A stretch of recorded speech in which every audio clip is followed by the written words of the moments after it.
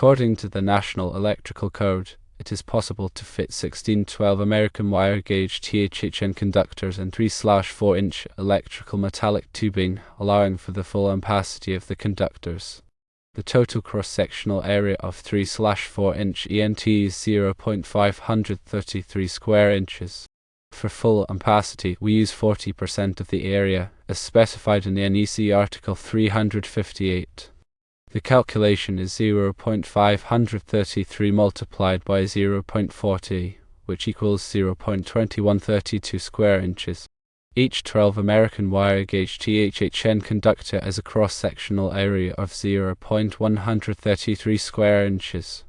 Dividing the available area, which is 0.2132 square inches, by the area of one conductor, which is 0.133 square inches, gives us 16 conductors. Therefore, it is possible to fit 16-12 American Wire Gauge THHN conductors in 3/4-inch electrical metallic tubing while allowing for the full ampacity of the conductors. It is crucial to ensure that the dirting factors for multiple conductors in a conduit are taken into account. This is especially important if the circuit is expected to operate at high temperatures or in confined spaces.